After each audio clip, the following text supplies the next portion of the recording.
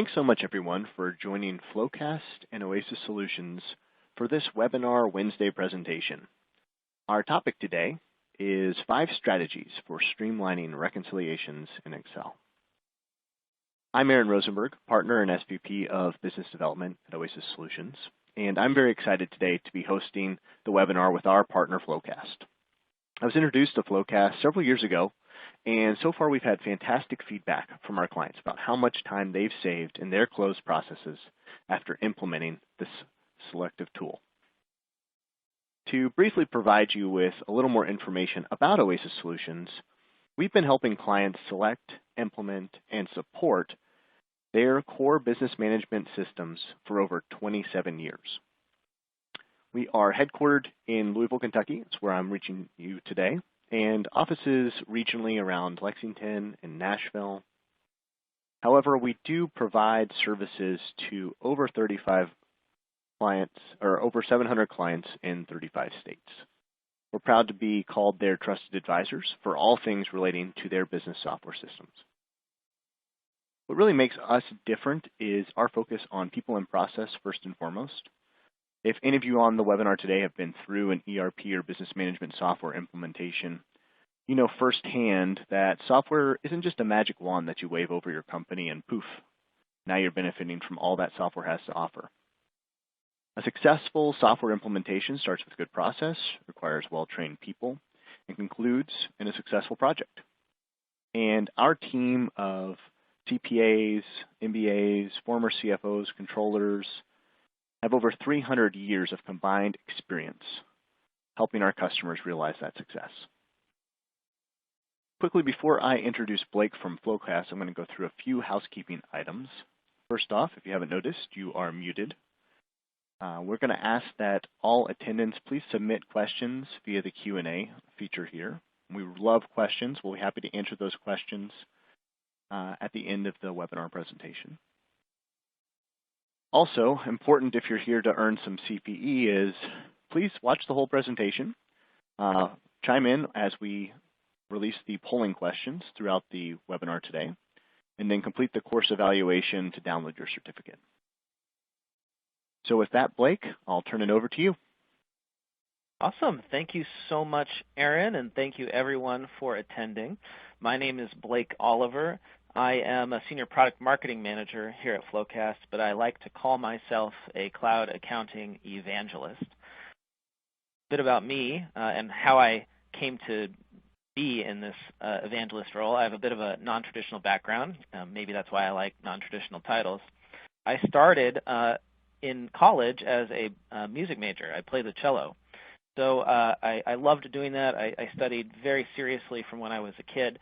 And then I graduated in 2007, and we all know what happened not too long after that. We had the financial crisis, and my dream of a music career ended up not being exactly what I had imagined. And so I got into bookkeeping just as a way to make a living. It happened to be good with numbers, seems to be something that a lot of musicians, especially classical musicians, have in common. So I got a job bookkeeping for a tutoring company, and they had QuickBooks. And I just fell in love with accounting software. It's very strange, but I really enjoyed the systematic nature of it, learning all of the different modules, how to make paper-based workflows more efficient. Basically completely took a paper-based business and really leveraged accounting software to make that a lot more efficient. And I just kept teaching myself how to do that. So in 2011, after a few years of just working for myself, I started a technology firm. We also did bookkeeping work. We would basically set folks up on accounting systems, and then we'd do their bookkeeping as well for small businesses. And that was called cloud-sourced accounting. And we were one of the first adopters of cloud-based accounting solutions for small business. At the same time, I enrolled at UCLA for my CPA requirements, and the growth was just insane. I think within 3 years, we had 200 customers, and we were a team of 12 people, mostly a mix of full and part-time, but at least 6 full-time equivalents, which was pretty cool for me, for my first business, having not ever planned to be a business owner. And in 2015, I was very fortunate to be able to sell that business to a CPA firm that wanted to acquire our process and technology and be more cloud-based. So then I went on after that, took time off, and I did my CPA exams. I started writing and blogging. And then in 2016, I went to work for Armanino, which is the largest California-based CPA and consulting firm, as a manager in their outsourced finance and accounting division. And I kept doing the writing, the blogging about accounting technology. I love doing that, sharing my knowledge with others. And not long after that, actually, a little company called FloQast happened to open up shop about a mile away from where I lived here in Los Angeles. And they reached out to me and said, hey, do you want to write a blog post about us? And I said, oh, sure, why not? Well, it ended up being the best free work I ever did because in December I joined FloQast, and I get to do basically this sort of stuff, webinars, create articles, content, educational resources. I'm having a blast here. So just wanted to give you that background so you understand where I'm coming from. The important thing to take away is that when I was at Armanino, I was basically an outsourced controller. So I was feeling a lot of the pain that folks listening in probably feel when it comes to closing the books. I was doing it for about a dozen customers of ours. So I had multiple entities to deal with, multiple staff to oversee. Sometimes it was in-house staff, sometimes it was our staff, and I was looking for a solution to manage all of that, and that's how I came across FloQast. So that's where I'm coming from. What are we going to learn about today? Well, today we're going to learn about how to standardize, streamline your reconciliation process. We're going to use strategies that we've learned at FloQast from many innovative companies to basically help you. So we're taking the knowledge that we've learned and distributing it. How are you going to ensure completeness when closing the books? We'll learn about that. Real-life examples of workflow adjustments that have helped organizations implement regular reconciliations. And hopefully help you reduce the number of days it takes to reconcile your accounts with these tips, whether or not you use our software. And we'll implement best practices for staying audit ready. One of my favorite parts about implementing systems like this is that when the audit comes, it's no longer a mad scramble. So let's lay some groundwork first. How are we going to organize everything that we're talking about today? So the way I like to do that is with what we call elements of the close. There are 4 elements of the month-end close, and the first is people. This is your team, right? If you don't have a good team, you can't do a good close. So we'll talk about, when we talk about streamlining reconciliations and whatnot, it's going to relate a lot to the people who are doing the work, right? And that's becoming ever more important as it gets harder and harder to find good talent, CPAs. Just read a story. Actually, I just heard a story on NPR this morning about how there are now more jobs. There are now more job openings than there are people to fill them. Now, the reason there's still unemployment is, of course, because people need to be retrained. They don't necessarily have the skills to fill that job. And that's actually exactly what's starting to happen in accounting, is that we have a lot of jobs, but not everybody is qualified. So hopefully we can help you skill up and get to that point where you do fit that need. Then we'll talk about process. This is what everybody loves, right? This is how do you actually streamline your month-end close? What is the process? How can you make that more effective, right? Get everything documented, consistent, standardized month over month. Third element is documents. This is probably the easiest element to visualize, right? You've got all of your source documents, and you've got all of your reconciliation work papers. What's the best way to keep that all organized so that when you go find something, or you go to review something, or you want to send something to your auditor, how do you find all of that? And then last is our favorite part, reconciliations. And something that's kind of overlooked a lot of the time is, what are you reconciling? How often are you reconciling? Which trial balance accounts, whatnot? In our view at FloQast, you haven't reconciled, right? You haven't closed your books until all of your trial balance accounts are reconciled against some sort of supporting document or work paper, right? That's when your journal entries have been booked and you've got that assurance that everything has been taken care of. And that gets missed a lot. So that's the groundwork. That's the perspective we're coming from. And with that, it's time for our first polling question. So Aaron, back to you. Great, Blake, thanks. So the first question today is, what is the most significant challenge in your month-end close process? And we should see the results here shortly. It takes about 30 seconds for those to come in.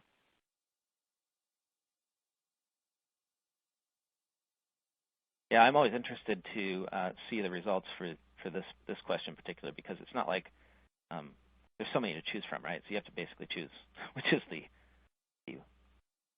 hardest thing. Yeah, I was going to assume that reducing the number of days it takes to close the books would be the number one thing people choose, but that's what we hear from our clients most often. It looks like automating manual processes is coming in as a strong second place, almost tied now.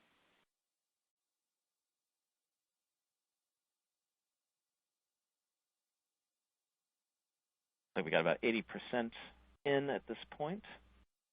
This question tends to get different responses too, depending on the time of year. What do you typically see as the top answer, Blake? Well, yeah, after year end, we get the in the springtime we get that audit prep kind of boost up, definitely. Yeah, it becomes a pain point.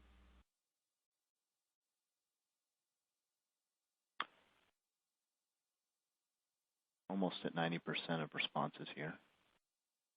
Looks like I'm from Kentucky, so we can do horse racing here. So you put your bet down on a winner. Except we've got the inside line on that, right? We can see the results coming up. All right, well, I think this is probably about as good as we're going to get. Yeah, so it looks like reducing the number of days it takes to close the books is the winner today for the first poll question. So if you hit the there we go. I didn't mean to 42%. Hide the results there. Cool. Well, automating manual processes there. You were right, Aaron. Reducing the number of days it takes to close the books is definitely the big one, but also automating manual processes is becoming more and more a concern for folks. So let's talk about that, right? Let's talk about how can you reduce those days to close the books? How can you automate your manual processes? Yeah, it seems like automating the manual processes would lead into reducing those number of days, right? There you go. So they're related, right? And that's what these 5 strategies are all about. So today we're going to talk about assessing your trial balance for completeness, really important. Talk about standardizing templates with documentation, organizing documentation in a logical manner, tying out your trial balance, and centralizing reviews. I think that one might be my favorite, so saved it for last. And you might wonder, why should I care about this? Why do I want to implement these 5 solutions? What's going to be the benefit to me? And in talking with lots of controllers over the years, we have found there are some pretty significant benefits. First, you can reduce the time to close by 20% or more. That's actually a majority of teams that implement these strategies will see a benefit of 20% or more. And that can be days off of your close, right? Imagine what you could do with those days back. You'll oversee a more transparent and better documented process, gives you comfort as a controller. You'll have better insight into the close process, be able to see at a glance everything that's going on. And you'll be more confident in your close, which probably, when it comes down to it, is the thing that keeps us up at night, right, is not knowing whether or not those numbers are right and if we're going to have to do a restatement at some point. And as we mentioned in the people section of the close elements, managing less stressed employees is another benefit, and that's getting more and more important as employees have more and more choices as to where they go work and that sort of thing. So, and given the job market, you might need to be able to onboard and offboard new employees faster, especially the offboarding part as people turn over. And you'll find that documenting all of this stuff, keeping it all standardized, really, really helps with that. So more laying of the groundwork, right? Why are we talking about Excel? Isn't everybody talking about dumping Excel? Well, we fundamentally think like that's just misleading for software vendors to do that. Excel is a very, very powerful tool, right? It has many strengths, which is functionality for organizing data, specific functions designed for accounting and finance, ability to manage a lot of data, And it's a common language, right, between accounting, audit, and tax. And when you're sending stuff to your auditors, they understand when you send them an Excel reconciliation. It's got 30 years of development from Microsoft. So, the philosophy is let's not abandon Excel, but let's figure out how to leverage it for what it's good at, right? And let's figure out how to address its weaknesses. Here are the weaknesses that we've noticed. Limitations with linking to other functions or data. Lack of controls and transparency. If you're keeping a closed checklist in Excel, you might find that it's hard to know who is signing off on what or when. Lack of collaboration is a big issue. And difficult to track changes by individuals over time. And it's not really adequate for managing people during the close process. So we're going to talk about how we can overcome these weaknesses with our 5 strategies. And it looks like we're already up to a second polling question. Aaron. Yeah, everyone. So our next polling question is, based on the percentages, what percent of your trial balance is typically tied out using Excel? 100%, 90, 80, 70, 60, 50, less than 50, or don't tie out my trial balance? Just cross my fingers and hopes balance it. And what we mean by this is that you have a reconciliation work paper that gives you an output that ties to your trial balance. So you may have comfort in a particular trial balance account, right? Knowing that you know that it's right, but do you actually have a work paper that supports it, or are you making those up at the end? It looks like we're already at the results. Did you mean to advance it, Aaron? Yes, I did, so that I would okay. People could see it as it comes in here. But looks like we've got some quick responses, and it's good. We got over half for tying out 100%. If you didn't have a chance to answer this polling question, don't worry, because we've got 5 total, and you only need to answer 3 of them in order to get the CP credit. So do not worry. All right. Hey, so Aaron, does this meet your expectations, or is this different than what you were thinking would happen? Actually, I wouldn't have put my money on 100%. I would think it would be a large percentage of our clients are still using Excel that aren't using FloQast, of course, but that is heavy number there. So. It may be that we're biased here toward the 100%, given that it is a FloQast webinar, and hopefully you are tying out all of your trial balance accounts, and if you're not, we'll show you how. So moving on, let's talk about our first strategy, assessing the trial balance for completeness. So this is the first step, right, in making sure that you are streamlining your reconciliations, is look at your trial balance and figure out what are you tying out at the end of each month, right? Do a high-level review to understand the current state. So, are we tying out each account? How are we doing it? How is each reconciliation structured? Are these reconciliations consistent? That sort of thing. And why is each reconciliation structured that way? Right? Now, one of the cool benefits of this is when you go down your trial balance, if you don't have a collaborative close checklist, a document that says, here's everything that we do every month during our month-end close, this is a great way to get started with that. Right? You can start with the trial balance, especially those balance sheet accounts, and then build out from there. One of the benefits of doing this is having a checklist that's shared with your whole team is that it's more transparent. Everybody on the team can see who has what amount of work. Maybe somebody has too little, maybe somebody has too much. That's often the case. And you can inspire laggards to pull their weight. And you can also reallocate work as needed from month to month. And what you'll find too is you can figure out maybe we are reconciling this account too frequently, right? Maybe we should push it out to quarterly or even annually, and we can figure out our timeline in terms of can we reconcile accounts more frequently throughout the month? Can we do cash on a weekly basis, right? That sort of thing. So here's some best practices for creating your closed checklist based on that trial balance completeness. We mentioned creating the collaborative checklist. It's good to group tasks by account. You want to group them by priority, right? So pre-close, during the close, post-close, and that will allow you to then identify what you can do before the close starts and what you can wait to do after. Track those tasks with a unique task ID. That'll make it easy to reference them. And instead of using days of the month, use a T plus or minus deadline system. So if the close is day 1, right, or the first day of the close is day 1, that's +1. Second day is +2. Third day is +3. Right? That allows you to easily modify that close checklist for future months, right, and then plug in the dates as necessary. And Blake?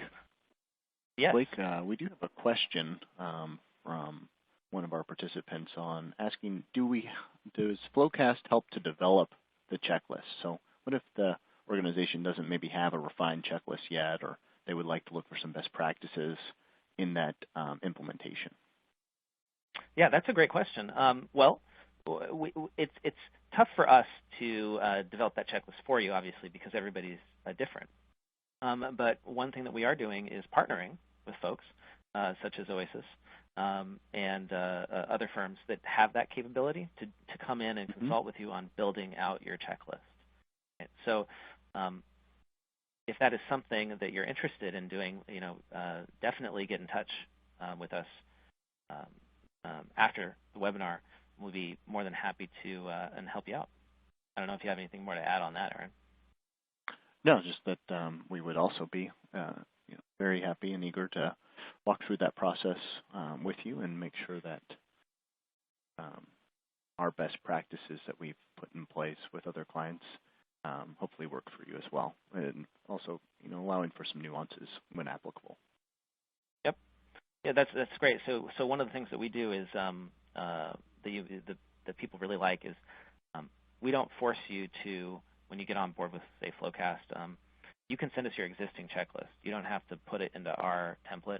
We will figure out all that technical work for you, right? So you send us what you have, even if it's a bunch of individual checklists, and then we can combine that for you.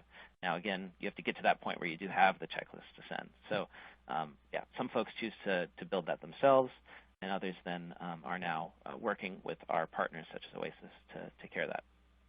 Awesome.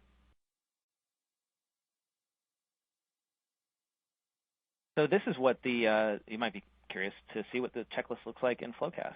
Again, if you're using close management software, great. You can also build this yourself, right? You can do this in a Google Sheet or an Excel sheet. To be honest, this is not the complicated part of what we do, right? You can see, just going column by column, that we've got the company, the entity, we've got the folder. So we're grouping all of the checklist items by balance sheet account. And then we've got a description, a due date. You can see who's assigned to it, and you can see who has signed off on it, right? And when it was completed. And then there's the option for adding notes. So keep it simple. Don't get crazy with it. I know there's a tendency, if you haven't been doing this, then you want to get the detail insanely detailed on your checklist. But I think the key is to start big picture and then get more detailed as you progress month by month. And as you do this, the benefit is that you'll now have confidence that all of your balance sheet accounts are getting reconciled, and you can even, start tackling those reconciliations that you've just never really been doing until it came time for the audit. So that was assessing your trial balance for completeness.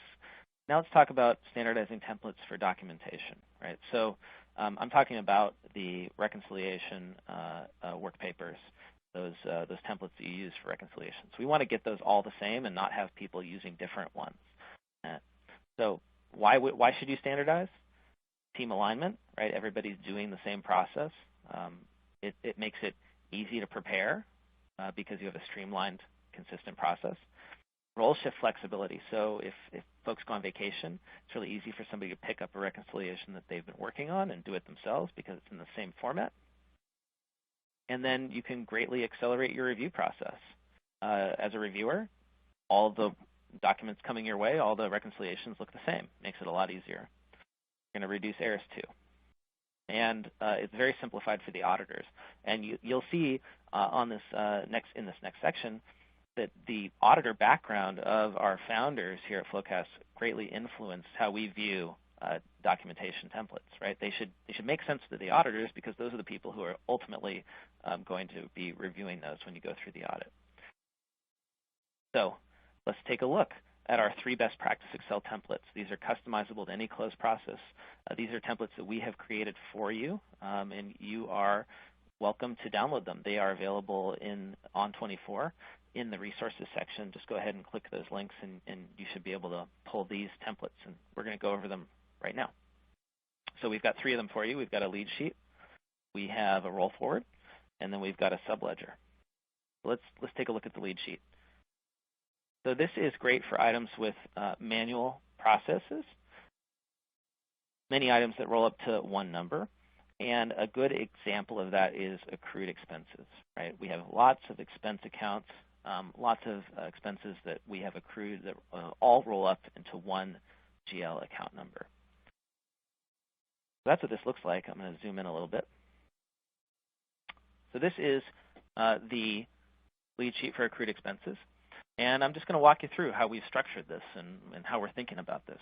So in the upper left, this is the auditor inspiration coming into play. We've got the company name, the date, and the PBC notation there.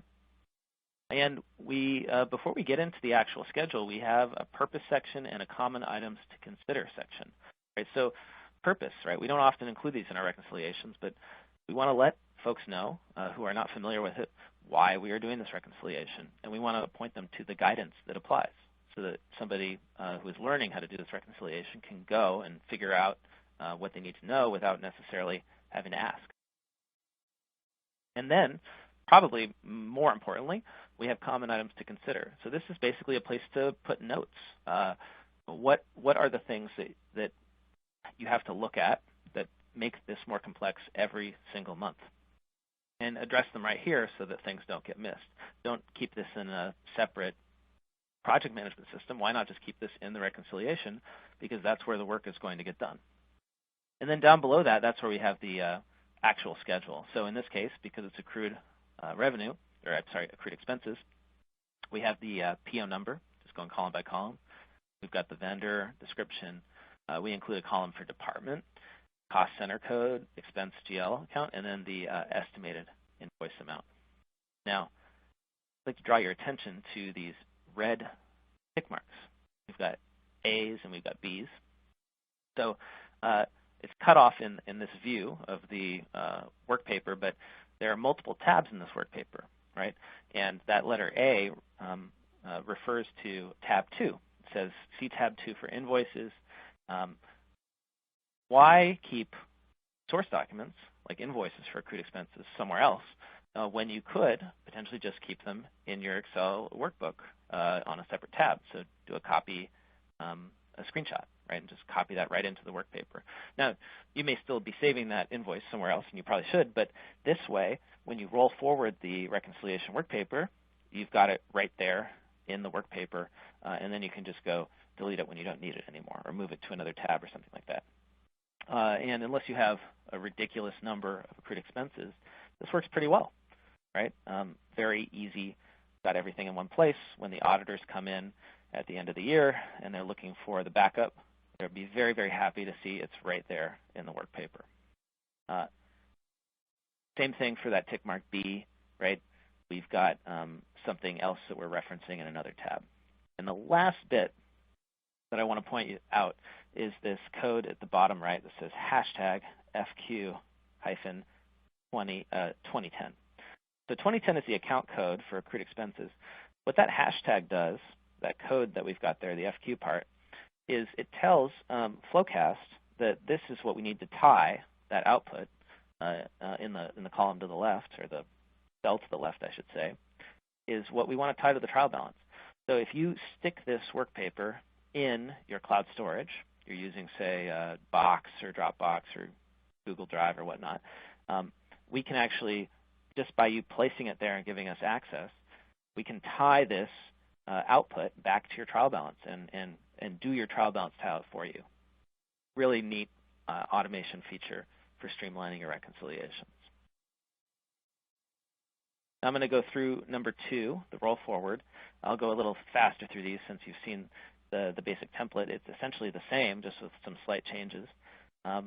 With the roll forward, this is great for items with lots of ins and outs. So you've got your beginning balance, your additions, subtractions, and your ending balance. An example of that would be capitalized software. So we picked that example because we love capitalized software here at FloQast, since we have to capitalize a lot of software that we make. This is what that roll forward looks like. And here it is. So you can see here, we've got the same elements as we had from the other template. We've got our purpose up top. We've got our common items to consider. And then down below, we have our schedule. And of course, we always have our ending balance in the bottom right cell with our hashtag code that references it back to the trial balance. And then we got a subledger. This is great for mostly automated accounts with some common reconciling items. So the purpose is to display your reconciling items and provide explanations. The example is deferred revenue. And this is one that we like here at FloQast because Mike Whitmire, our founder, he was the deferred revenue guy at Cornerstone On Demand. So he was responsible for this. Now, you may think, oh, wait, deferred revenue, why would I need a reconciliation for that? Because I do that in my ERP. Many people are using their ERPs now to do deferred revenue because of the complexities of ASC 606 and whatnot. Well, you may find that you still need a subledger template for that because the ERPs sometimes can't handle everything.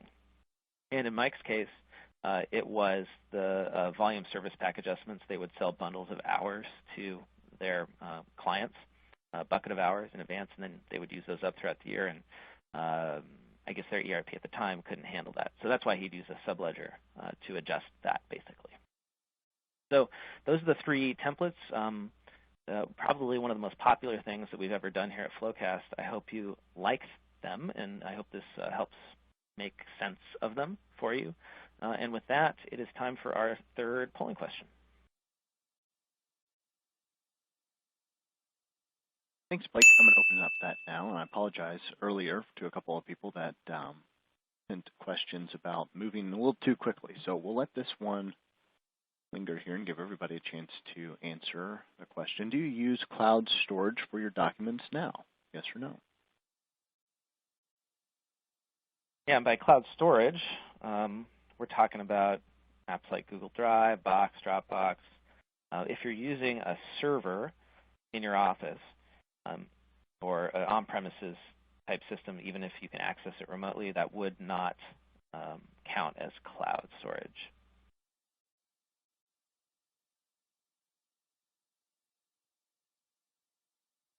And what do you all use at FloQast?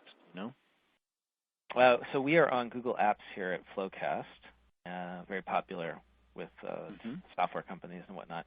So we're on Google Drive. When I was at Armanino, we were on Office 365, so with SharePoint and whatnot. I have to say, it's been interesting going back and forth between the two.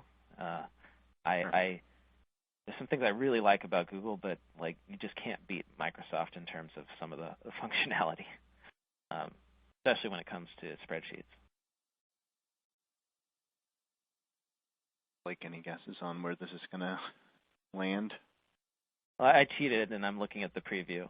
But I would expect that it would come in somewhere 50-50, even if I wasn't looking, because that's how Cloud ERP tends to break out these days. So we'll be curious to see. It looks like most everybody has answered at this point. Yeah, we've got almost 90% submission here, so votes are in, and about a 2-to-1 yes to no. Yeah, so this is interesting. Does not surprise me. I would expect it to be yes would be at least 50%, and we're at 64%. This is getting to be more and more common. I mean, we're approaching rapidly. I think by next year we'll be at 75%, 80%. It just makes so much sense rather than having them on your server. So great to see. So let's talk about documents, right? That's why we asked this question. Let's talk about how to organize them, where to store them. So one of the things that we've seen when we go in there and we're working with teams to standardize their documentation is that often the folder structure is done by person, and this is very common in smaller teams. So, I'm Blake. I'm responsible for deferred revenue, so the deferred revenue reconciliation lives in my folder on the shared drive. But if you're an auditor coming in or you're a new employee, that doesn't make sense because you have no way of knowing who necessarily does the deferred revenue schedule. So we recommend a different structure for this. We recommend going by entity/business unit. So FloQast would be an example. And then subfolders for year. After that, you go by month, and then by account or process, such as cash. So here we have FloQast 2016, October, cash. Right? If I'm an auditor, if I'm somebody who doesn't know anything about the company, it's very easy for me to go in and grab what I need. Another benefit is that it accelerates your review process. So it's easy to go find stuff as a reviewer. And it's easy to flip through folders and get access to documentation. Very easy to just copy an entire year if you need to and export that and give that to your auditor. Now, we talked about folder structure, but what about where you actually put these folders? It's really critical. It's getting more and more common just not to be using local storage, on-premises storage. Cloud storage is the future. It's where everyone's going. Your documents are automatically backed up, accessible from anywhere. It's even more important, I think, easy to collaborate with outside users, people within your company, outside of your team, auditors that are outside of your firm. All you have to do is grant appropriate access. So we kind of already talked about examples. These are 4 of my favorites: Box, OneDrive, Dropbox, Google Drive. What's great is that most software now integrates with probably all of these. We integrate with all of them, in addition to Ignite is another one that I've never used that we integrate with that's popular. So at this point, I think it's most IT departments have come around to the idea that this makes a lot of sense, that it's the way to go. So if you haven't done it yet, push for it. It's going to make your life so much better. So that was number 3. Moving on to number 4 of the strategies. Number 4 is tying out your trial balance, right? So this is something that I'm 35, so I'm young enough to be kind of blown away by this, but I'm also old enough where I've seen plenty of it, which is the printed tie-out binders, right? And just stacks of these, just months after months and years after years of these sitting in offices. That's the old way of doing tie-outs. But the problem with that is when you have to change something, somebody's got to remember to print out that new reconciliation, add it to the tie-out binder, update the trial balance. It just doesn't happen a lot of the time. And so those tie-out binders end up not being particularly useful. Now, a lot of folks have moved away from this. I think this is dying. Still a substantial group using printed binders, but not as many as there used to be. What seems to be the most popular these days is the consolidated Excel workbook. So similar to our reconciliation templates, you have multiple tabs. And on that first tab, you would have your trial balance, and then each tab after that would be an account that you're reconciling. And then you reference them back and forth, and so you link the cells, and that way you can see if there's a variance. It works pretty well, but you start to see problems when you get a lot of accounts, right? And it gets hard to update, right? Somebody's got to remember to update the trial balance. It's difficult to share a single Excel workbook among a lot of people. You can have issues with knowing who made a change, when they made a change, that sort of thing. A lot of times you then have to put somebody in charge of managing the workbook, which then is a waste of resources and whatnot. So we recommend that firms get away from this and that the future is dedicated flows management software, right, where we're automatically pulling trial balance values directly from your ERP and matching those up to the outputs in your workbooks. So this is an example of how we do tie-outs in FloQast. It doesn't look all that different than what you were doing in a consolidated Excel workbook. I'll draw your attention to column 4, per GL. That is from the application that we're integrating with. So, for instance, it might be NetSuite, it might be Intact, it could be Oracle, SAP. That's the value that's in your trial balance. And then we've got per source. So that is the value from your work paper, from your Excel file. And we can tie those together because we have access to your cloud storage. We had you put that hashtag code in your workbook, and so then we know what cell is the output. And if something's missing, then you get a big orange missing. Or if the value is different and doesn't match, you can see the difference. And what if something goes out of balance after you've closed the books or after a sign-off has been completed? The nice thing about using a system for this is that you get a notification when that happens. You're not scrambling at the end of the close to figure out why something no longer ties. Right? So this is an example of an email, a reconciliation out of balance email from FloQast to the controller. And you get an alert, and then you have a button to click to go back, check it out. So last but not least, in terms of standardizing your Excel, streamlining your Excel reconciliations, is centralizing of reviews. Now, it's interesting. This is something that I have seen people try to do in Google Sheets using comment functions, or in Excel using comment functions. Maybe you're still doing this in email. There's some challenges of doing reviews with the old way of doing things, right? You've got all these different formats for reconciliations. You've got emails going back and forth, different systems, data, and processes. Communication barriers between multiple entities and global operations, right? More and more businesses are global. They have staff all over the world. It gets really hard to do those reviews when you're not in the same office. And then we mentioned the people aspect, the turnover that's happening in the industry, right?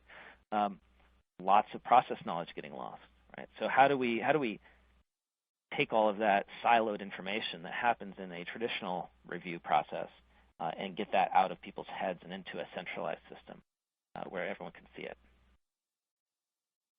So we want to combine that standardized checklists and reconciliations that we talked about that give you alignment, and we want to connect all of these systems. So here's how we've solved that problem. In FloQast, this is the way we do it, is we have a feature called Review Notes, where all of the review notes get out of email and they're made directly in FloQast, associated with the reconciliation or checklist item that you are completing. They are assigned. There's a status. So this is a column format that we have. Over on the left, you have unresolved notes. In the middle, you have resolved. And over on the right, you have closed notes. What's really cool about this is that anybody who has access to that checklist item or reconciliation can go and see the history of all the review notes that have ever happened about that item. And if you need to be compliant, say for SOX, you can easily export all of your review notes into an Excel file or a PDF and hand those over to whoever needs those. So you don't have to use FloQast. You don't have to use close management software, but if you're going to centralize reviews, you need to do it somewhere other than email, right? So use some sort of collaboration tool to take care of this, and it's going to make your life a lot easier, and it'll make transferring knowledge much easier as well. And with that, we are on to our fourth polling question. Aaron, back to you. Great, yeah, thanks, Blake. So the next question for the poll is, what size is your accounting team? Small team, 1 to 2, 3 to 5. A large team, 6 to 15, 16 to 50, or more than 50. And we'll leave this polling question up for about 60 seconds, give everybody a chance to answer. I know I've got a couple of questions here about leaving the poll question up. And recall that you need to answer at least 3 to get the CPE. So if I pulled the trigger a little too quickly on the second one, as long as you can answer these last 3. Yes, and there are 5 total polling questions here. We're going to have a bonus one as well. So hopefully you'll be able to answer at least 3 of the 5, and there won't be any issues with you getting your.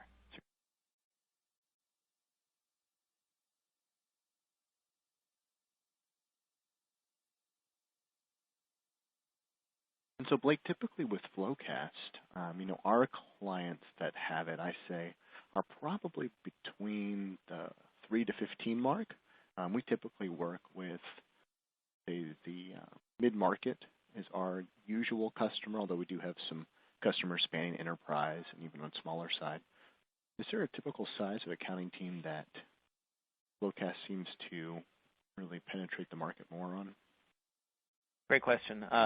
So we have teams that start on FloQast as few as 2 people. Actually, Stack Overflow got onto FloQast when they hired their director of accounting. So it was just a VP Finance before that. He hired somebody to oversee accounting, and then they said, let's get on FloQast. But that was because they planned to grow, right? I wouldn't typically recommend it for a tiny accounting team that has no ambitions. Typically, we're seeing teams, 5 to 50 on FloQast, although certainly could scale up larger. The real sweet spot is about a dozen folks, maybe 2 dozen, where you got so much going on in the accounting team that having that checklist just really, really helps. But again, you can see benefits with just a few people on the team. So it's really just you got to do that, cost-benefit analysis like with any software. Of course, we're happy to help you do that. I think that just for myself as somebody who has done this work, if I didn't have some way to organize it, I don't know what I would do, right? It's just, to me, it's impossible to imagine not having a system, a closed management tool. Yeah, and I think what we've seen too is the more people that you have in the process, the more difficult it becomes and cumbersome it becomes in Excel, and also with version controls, et cetera. So let's go ahead and push out the results here. And kind of as you would expect, the majority of our attendees are in that middle range, 6 to 15. So, that's I know where you're at, right? You've got a small team, cohesive team typically, but if you're growing, you're starting to see those growing pains. And once you get up to that higher part of the 6 to 15 range, you are really looking for some way to do things better and more efficiently, especially if you are managing that team, right? Got to have a tool for that. So awesome to see you on the webinar. Let's see. Looks like we have a duplicate slide, so I'm going to skip straight to our conclusion.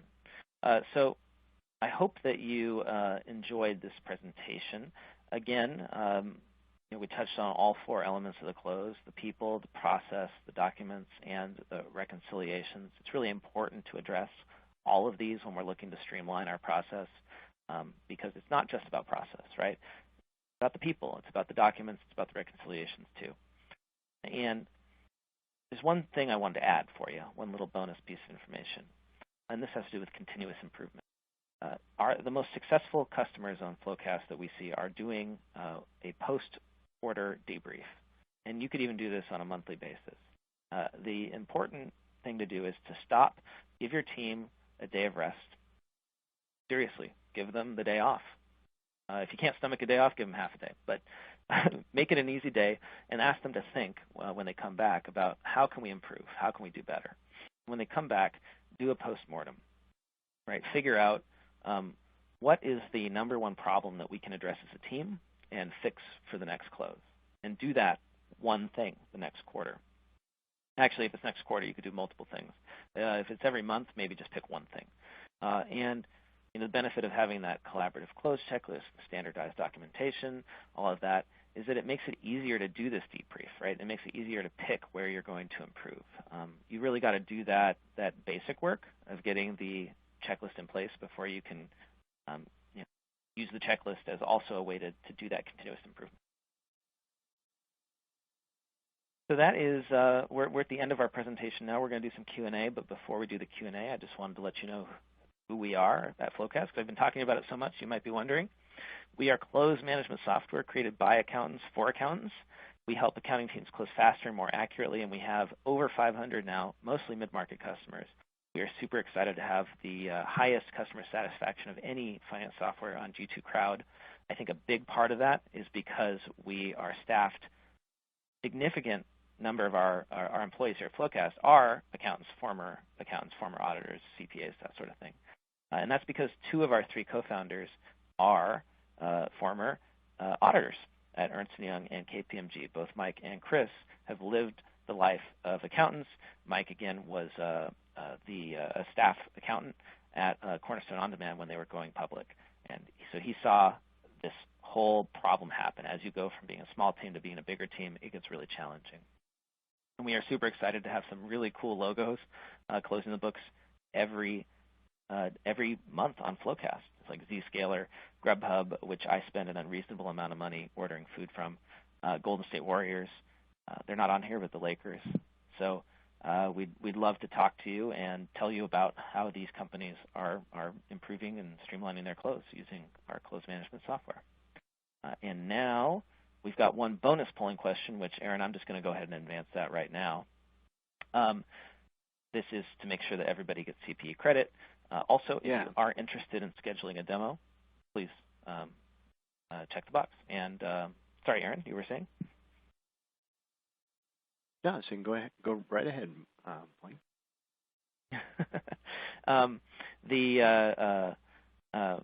If you are here just for the CPA, no worries. We're happy to have you on the webinar and hope you learned something today. After I close this polling question, well, actually, we can start right now. If we've got any questions, happy to answer those in the time we have remaining. We had a couple questions about getting access to the presentation. So we are sending that out after the webinar, correct? Yes, so there will be a link to watch the recorded presentation at your convenience. And actually, I think that link will, if for some reason you weren't able to answer any of the polling questions, you can go in again and you can go to that part of the presentation and answer the polling question. And that should complete the requirements, I believe. So it's kind of a nice feature of this platform. We have a question, Blake, about types of reduction clients see in terms of a close timeline, such as clients move from 20 days to close to 5 days to close. And we have percentage earlier. Any experience there that you could relay?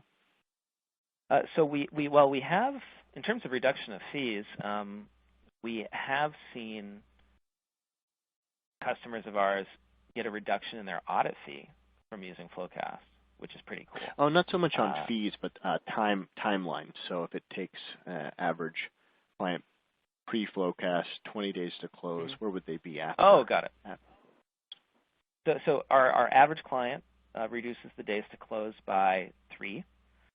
In terms of a percentage, more than half reduce their close by 20% or more. So a smaller percentage, I think it's like 20% or so, actually cut their close completely in half. So if you were closing like in 20 days, you can cut that to, in some cases, to 10, right? So it varies a lot. Some people don't see any reduction in their close, but they experience a lot of better work-life balance, that sort of thing. So it really just depends on, what are your priorities. If you have a really slow close right now, I guarantee you, they probably wouldn't like it if I said that, but there's a high likelihood that you will significantly speed up your close. Great. We've got a question about taking the test in order to get CPE. Oh, yes. So the test, I know it's a strange word. It's actually the feedback form that's, I believe, in the upper left of On 24. You may have to scroll within there. There's some questionnaire that you have to complete. And once you answer all of those questions, the certificate will appear. So if that's still not working out for you, just go ahead and keep asking questions in the Q&A and we'll get you sorted out. Oh, I see here in the Q&A somebody says, Dale says that he was also a music major. Awesome. Transitioned to accounting in 1984. Well, Dale, thanks for joining. That's really awesome. I'm not aware of very many people who majored in accounting or majored in music that have gone into accounting, so it's great to meet you virtually.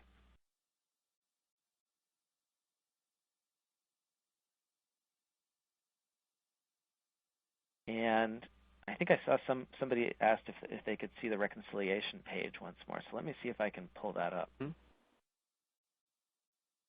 Oh, here, I'm going to advance the poll. So it looks like, thank you everybody for attending. And for those of you who are interested in seeing a demo, let's see if I can pull up the reconciliations page. Got to find that here. So here's what the reconciliations look like in FloQast. This is just our demo data. So of course this would be replaced with your own account naming system and GL values and all that. I hope that helps.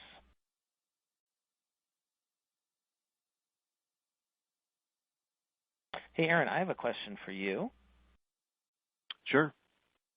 So what are the ways that you have seen your customers benefit from implementing a close management solution? Yeah, absolutely. So we've got several clients using FloQast that are also on the NetSuite ERP platform, and I have a variety of different integrated solutions into their instance. And particularly those in that mid-size accounting team realm, as we saw, 3 to 6 folks, but might have multi-currency included in their consolidations and close process, might have multi-equity ownership or VC funding within their close process, so they need to be able to present reports quickly or get a lot of requests for different types of views into that, into the financials, so they're trying to get as real-time information as possible out to them. Those are some of the drivers that we've seen. And then just as most people said that they would like to, automate, and then I think automation correlates right directly to also having more time back to do other higher level functions or spend more time with your family and get out of that close process as quickly as possible. So that's where we've really helped our clients and seen the most success. We have some great testimonials and references we'd be able to provide for anyone that's interested in scheduling a follow-up with us and with FloQast. And I would add that if one of the things that is holding you back from looking at implementing a solution like this is not having the time to say get your process streamlined, get your reconciliation standardized, that sort of thing, I'm sure that Aaron and his at Oasis would love to help you out with that. So that's one of the reasons that we at FloQast are really happy to be partnering with Oasis. Thanks, Blake. Yeah, it was great to partner with you all today on this webinar. I hope everyone enjoyed it, and we'll share the link with other colleagues or resources within their organization, and be happy to follow up accordingly. Anybody that has any interest.